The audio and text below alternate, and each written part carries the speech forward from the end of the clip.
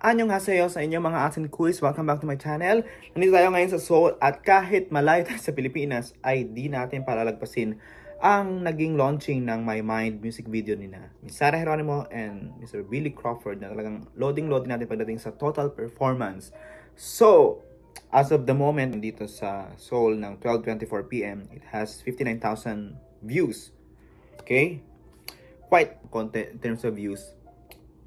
Kasi parang before, 100,000 na yan pagka mga ilang oras na. Or gabi pa lang.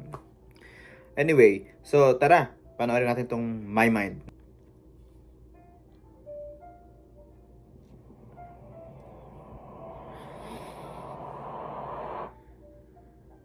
Oy.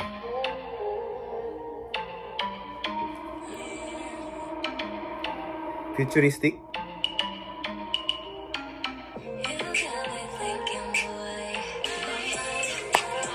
Yeah.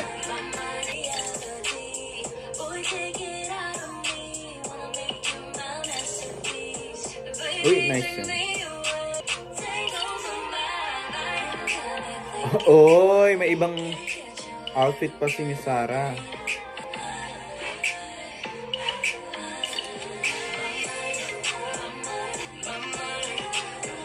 Paano pasok ni Billy? Yun.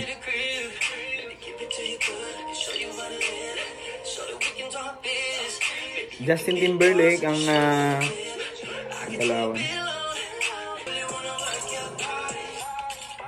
Oy, cool. Parang hindi Pinoy, no? Yung tunog.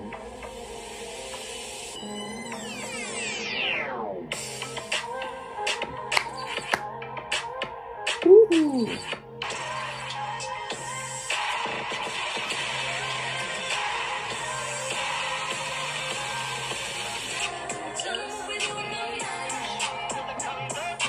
Ayun yung sa teaser.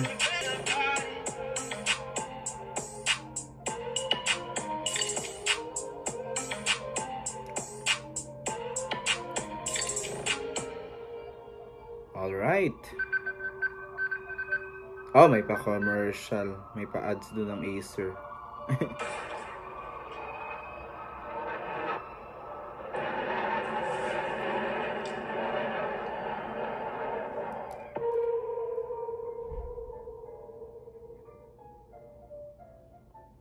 Okay, music, syempre, Viva Records, composed by Jin Chan, Billy Crawford, to Sarah G din, Carl Angelo. Wow. Nice, no? Nakakatuwa kasi meron tayong ganitong tunog sa Pilipinas na hindi natin expect na darating yung OPM sa ganitong level na talagang pag pinakinggan mo kasi siya, hindi siya tunog usual OPM natin na baalal, na yung may verse, chorus, verse ulit, bridge, di ba? Something different, something new na ma-offer sa Philippine pop, and nakakatuwa na Sarah G really is bringing OPM to a different level, di ba? Ang ganda ng mga damitan, yung mga sayaw nila, yung lighting, pinaghandaan tong MV. Sana ganito lagi yung mga MV ni Sarah.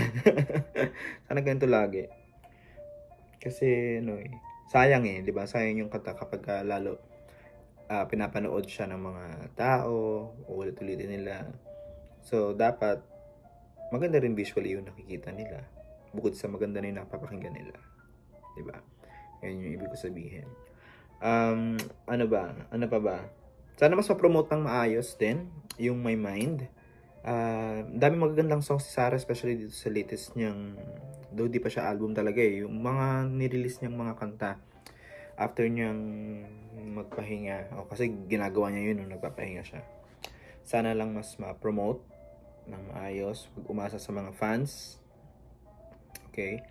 Para naman, pag may show siya, hindi lang popstars yung nakanta or yung mga fans ni Sarah, pati yung mga usual din na people na nagpupunta sa sa mga mall, for example, or sa event. Kasi kinakanta ni Sarah yung mga bago niyang songs eh.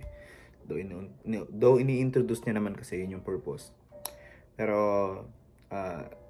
sana mas i-promote nga siya para mas larger audience pa yung matap itong mga bago niyang kanta.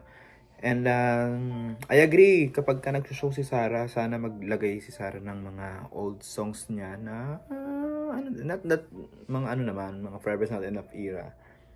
Yung kahit nito mga 2010s, kilometro or ikot-ikot, ganyan na kahit isa lang, tapos promote niya yung mga bago niyang songs. Para lang makasabay muna yung tao ba, maka-hype lang din sila. Yun, sa akin okay yung ganong idea. Alright, kayo ba guys, anong masasabi niyo sa MV ng My Mind ni Nina Sara and Billy Joe Crawford? Comment nyo lang dito sa ating comment section at magbanding tayo doon. Okay? Maraming salamat sa panood ng video na to. Like and mag-ingat. Bye-bye!